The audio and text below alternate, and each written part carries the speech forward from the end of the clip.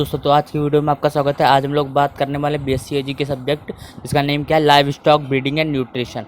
ठीक है, तो आइए चलते हैं। तो इसके आज हम लोग 50 क्वेश्चन से ज़्यादा हल करेंगे। तो सबसे पहला क्वेश्चन आता है, animal cell size ranges in millimetre in diameter. तो पूछा है डायमीटर, पूछा है किसका, एनिमल सेल का कितना होता है। तो कितना होता है 0.01 से 0.01 से 0.1 थे। फिर number of genes presents in the population is termed as. तो नंबर ऑफ जीन्स कितने होते हैं, ठीक है, तो कितने होते हैं, जीन फ्रीक्वेंसी क्या कहलाता है, नी जीन फ्रीक्वेंसी। तो number of genes present in population, यानी कि किसी पॉपुलेशन में नंबर ऑफ जीन कितने होते हैं उसे क्या बोलते हैं, जीन फ्रीक्वेंसी। क्या बोलते हैं, जीन फ्रीक्वेंसी। क्या बोलते हैं, जीन फ्रीक्वेंसी। ठीक है, इसका अगला क्वेश्चन क्या आता है, propagation of genotype present in population of live stock की। प्रोपोगेशन यानी प्रोपोगेशन के लिए जीनोटाइप प्रेजेंट होते हैं पॉपुलेशन में, उन्हें क्या बोलते हैं, तो उन्हें क्या बोलते हैं, जीनोटाइप फ्रीक्वेंसी। क्या बोलते हैं, जीनोटाइप फ्रीक्वेंसी। आपको याद रखना है जीन फ्रीक्वेंसी और जीनोटाइप फ्रीक्वेंसी किसे कहते हैं। फिर अगला क्वेश्चन क्या आता है, alternative form of a gene locate at the same part on each pair of chromosome are called. तो पूछ रहा है ऐसा कोई क्रोमोसोम जो किसी में क्या हो, पेयर के रूप में, ईच पेयर में पाया जाता हो, तो इसे क्या कहेंगे, एलिएक पेयर। क्या कहते हैं, allelic pair. Alternate form of gene locate at same part on each of pair. तो सभी पार्ट्स में पाया जाए ईच ऑफ पेयर में। ठीक है, तो क्या कहेंगे, क्रोमोसोम। उस क्रोमोसोम क्या गुणसूत्र क्या कहेंगे, तो क्या कहेंगे, एलिएक पेयर। फिर आता है, heritability is a ratio of एडेक्टिव जेनेटिक वेरिएंस और टू वेरिएंस।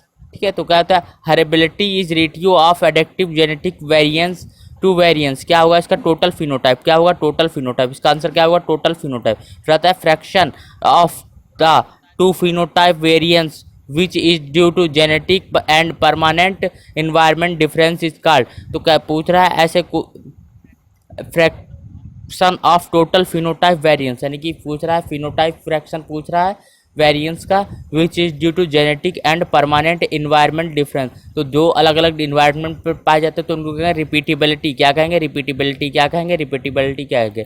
ठीक है, टर्म्ड है, आपको याद रखना है। The correction of traits ranges between. तो क्या होगा इसका ऑप्शन, तो इसका क्या होगा, +1 से -1 तक होता है। ठीक है, फिर आता है करेक्शन, करलेशन है ये, ठीक है, करेक्शन है, correlation of between the phenotype value of two traits is called phenotype correlation. क्या कहलाएगा, फिनोटाइप करलेशन कहलाएगा। फिर correction between the breeding values of the two quantitative traits is termed as genetic correlation. क्या कहलाएगा, genetic करलेशन कहलाएगा। आगे चलते हैं। फिर अगला क्वेश्चन क्या है, the space between two variable is equal to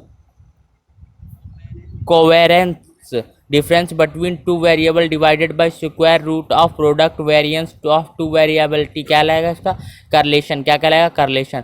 फिर आता है, and the estimate of genetic superiority and individual over the average of group from which it was called selected is called। क्या कहलाएगा, प्रोबेबल ब्रीडिंग वैल्यू। क्या कहलाएगा, probable breeding value. फिर आता है, evolution of genetic worth of bull is termed. क्या कहलाएगा, Sair index. क्या कहेंगे, सायर इंडेक्स। तो कहता है प्रोबेबल ब्रीडिंग वैल्यू, जिसकी क्या प्रोबेबिलिटी हो ब्रीडिंग करने की, उस बुल को क्या वैल्यू, क्या किस, तो उसे क्या बोलने नहीं, ये तो evolution of genetic growth of bull is termed. Evolution यानी कि जब बुल की एक जेनेटिक एवोल्यूशन कर देंगे तो उसे क्या कहेंगे, सायर इंडेक्स। क्या कहेंगे, सायर इंडेक्स। इस टर्म को क्या बोलेंगे, sire index. Sire index donates for both genetic growth of individual and ability. क्या होगा इसका, ट्रांसमिटेड। क्या कहलाएंगे इसे, ट्रांसमिटेड। क्या कहेंगे, ट्रांसमिटेड। फिर आता है, the daughter half in between the production level of the dam and sire is called. क्या कहेंगे, इक्वल पेरेंट इंडेक्स। क्या कहेंगे, इक्वल पेरेंट इंडेक्स। फिर अगला क्वेश्चन क्या आता है,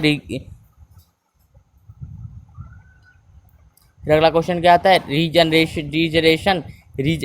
regression index is average of equal part index and breed average. क्या उसका ऑप्शन होगा, ब्रीड एवरेज। क्या कहलाएगा ऑप्शन, ब्रीड एवरेज। ऑप्शन क्या होगा, ब्रीड एवरेज। ठीक है, regression index is average of equal parent index and breed average.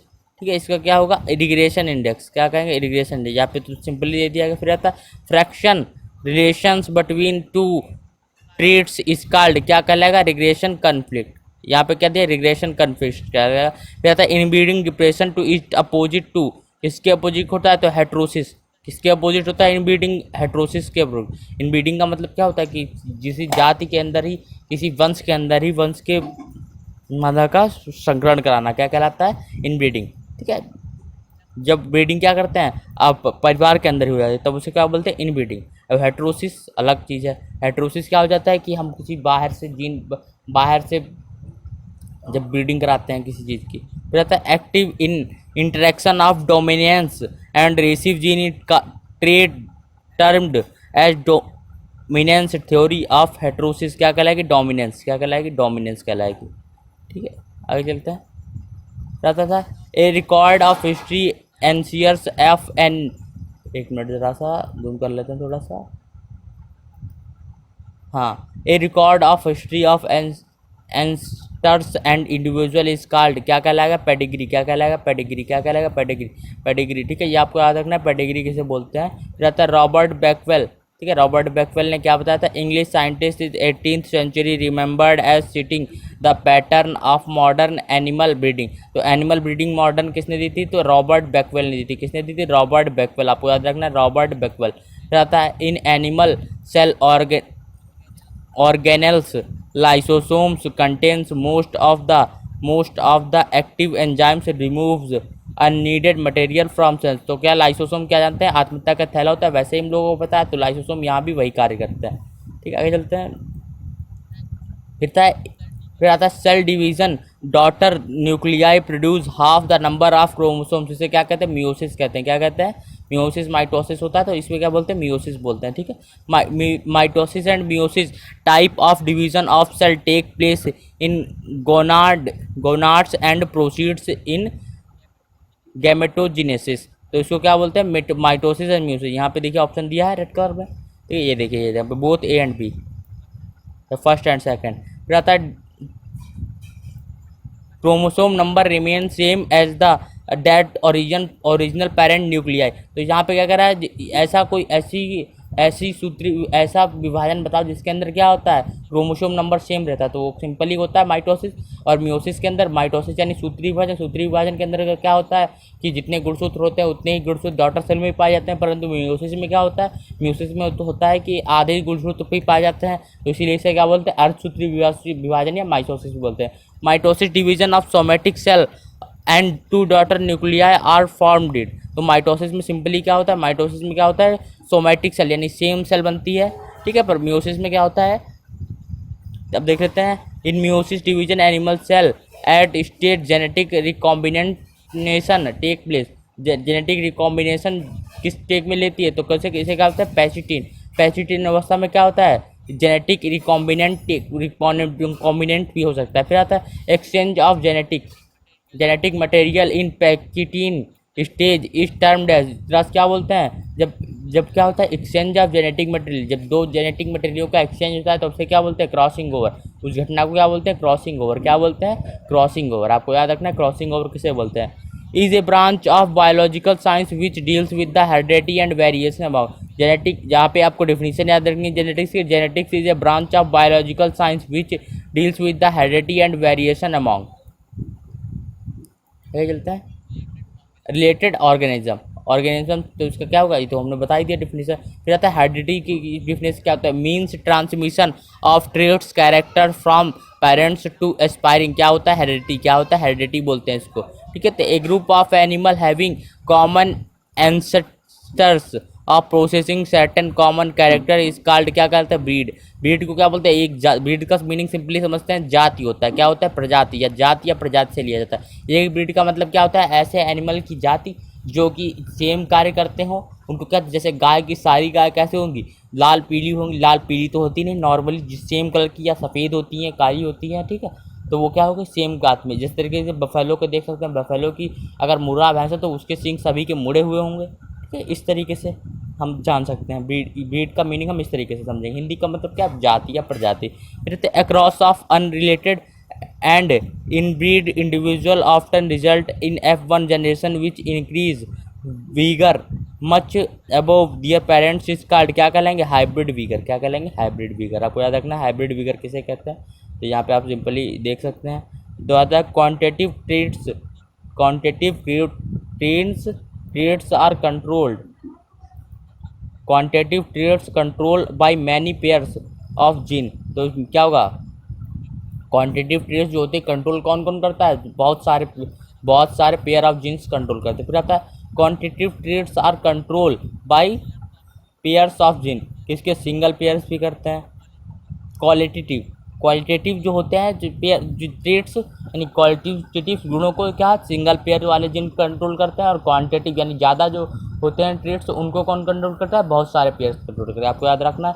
फिर it's called genetic effect due to interaction among two or more pairs of non allelic gene. तो इसका क्या होगा, एपिटेसिस, क्या हो जाएगा, एपिटेसिस क्या होता है, is called epistasis is called genetic effect due to interaction among two or more pair of non allelic gene. फिर होता है gene masking the effect of non allelic gene, इसको क्या बोलते हैं, epistatic gene masking the effect of non allelic gene, इसको क्या बोलेंगे, एपिस्टेटिक। फिर होता है genes which are masked is called, जिन जीनों को मास्क कर दिया जाता है उन्हें क्या बोलते हैं, हाइपोस्टेटिक, क्या बोलते हैं, हाइपोस्टेटिक, आपको याद रखना है।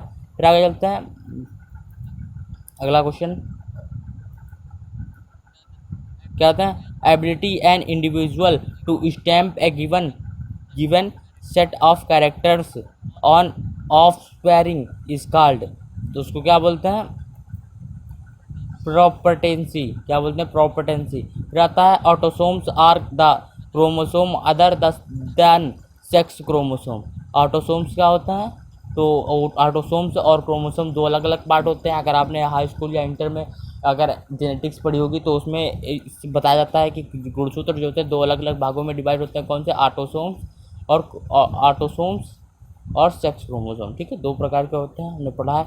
A group of animal which possess similar genotype is called, क्या कहेंगे उसको, स्पीसीज। जिसका जीनोटाइप क्या हो, सिमिलर हो, उसे क्या बोलेंगे, स्पीसीज।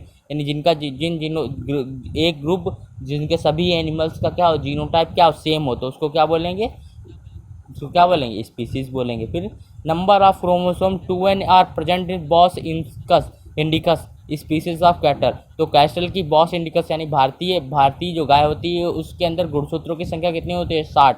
ये क्वेश्चन पूछे जाते हैं बहुत ही नॉर्मली, आपको याद रखना है गुणसूत्र की संख्या अब कितनी होती है, ठीक है, ये बहुत ही इंपॉर्टेंट क्वेश्चन है, ठीक है। फिर आता है alternative in the chemical structure of gene is called. तो alternative in chemical structure of gene is called, जब अल्टरनेशन हो जाता है केमिकल स्ट्रक्चर का जीन में तो उसे क्या कहते हैं, म्यूटेशन कहते हैं, क्या कहते हैं, म्यूटेशन कहते हैं। फिर आता है inverse occurrence of segment of chromosome break of the region the opposite form original is called। Original को क्या कहते हैं, इन्वर्जन कहते हैं, ठीक है। इनवर्स ऑपरेशन सेगमेंट तक chromosome break off the region of opposite end from original is called, क्या कहते हैं, एज इन्वर्जन कहते हैं, ठीक है। आगे चलते हैं, in Hardy and Weinberg law frequency to heterozygosity is not greater than, कितने से ज़्यादा नहीं होती है हेट्रोजाइगोसिटी, 50% से, कितने, 50%। To bring homozygosity and maintaining purity is followed in inbreeding type of system of breeding. तो इनब्रीडिंग वैसे करना नहीं चाहिए, इनब्रीडिंग क्या होता है, किसी परिवार के अंदर ही क्या हो, जब ब्रीडिंग हो जाए तो उसको क्या बोलेंगे, इनब्रीडिंग। तो इनब्रीडिंग अच्छी नहीं होती है तो इसको नहीं करना चाहिए मेरे हिसाब से। कहता है inbreeding system increase inbreeding to infection, क्या होगा इसका ऑप्शन, तो इसका क्या होगा, इनब्रीडिंग सिस्टम इंक्रीज क्या करता है,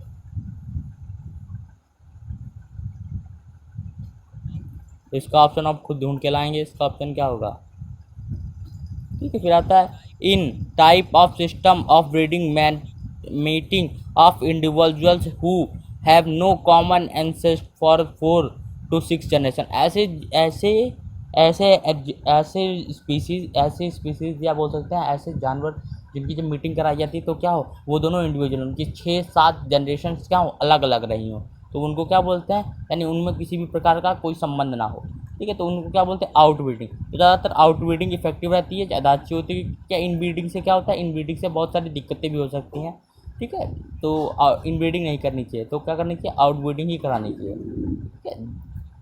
फिर आगे क्वेश्चन, अगला क्वेश्चन करते हैं, फिर आता है production of new breed formed system of breeding, तो इसे क्या बोलते हैं, क्रॉस ब्रीडिंग। क्या बोलते हैं, क्रॉस ब्रीडिंग क्या होता है, cross breeding, production of new breed formed by cross breeding system of breeding, ठीक है। फिर आता है three breeds of same species crossed in rotation manner is called criss breeding, criss breeding, ठीक है। आपको क्रिस ब्रीडिंग क्या होता है ये पता होना चाहिए। फिर आता है back crossing, type of crossing is mating to cross bred animals back to one of pure breed parent, तो प्योर ब्रीड पेरेंट से क्या हो, उसी के जिससे वो पैदा हुई है उसी के जब ब्रीड करा दी जाती है तो उसे क्या बोलते हैं, बैक क्रॉसिंग, बैक क्रॉस बोलते हैं, ठीक है। फिर doctor I M Wilmut and Roslin Institute Edinburgh created a sheep in laboratory named Dolly, Dolly क्या है, पहला क्या था, पहला क्लोन था, कौन था, डॉली था, पहला क्लोन कौन सा था, डॉली। इसी तरीके से भारत में गरिमा बना था, ठीक है, और बने थे दो तीन, हमको याद इस समय यही गरिमा बना था, ठीक है। सबसे पहले क्या बना था, एक मेढक बनाएगा, तो मेढक के बाद दूसरा क्या बनाएगा, डॉली क्लोन बनाएगा। आपको उसका याद है किसने बनाया था, वॉलमट और रॉसन, वॉलमट ने कहाँ बनाया था, रॉसन इंस्टीट्यूट में बनाया था। Water present in embryo stage is 95% of total body of cattle, तो कितना होता है, वाटर प्रेजेंट होता है कैटल की बॉडी में 95%, कितना परसेंट, 95%। फिर आता है water present in birth stage in of total body of cattle, तो कितना होता है 75 to 80%। फिर आता है water present in adult stage is of total body of cattle, तो उसका क्या हो जाएगा 40 to 65, 40 to 65 क्या हो जाएगा 40 to 65। फिर आता है carbohydrate present in animal body is less than, कितने से 1, कार्बोहाइड्रेट कितना प्रेजेंट होता है एनिमल की बॉडी में, तो 1% से कम, 1%, ठीक है, 1% से कम ही पाया जाता है कार्बोहाइड्रेट। फिर आता है carbohydrate nutrient stored in animal body in liver in the form of, किसके फॉर्म में रहता है, तो ग्लाइकोजन, किसके फॉर्म में रहता है, ग्लाइकोजन के फॉर्म में, किसके फॉर्म में, ग्लाइकोजन के फॉर्म।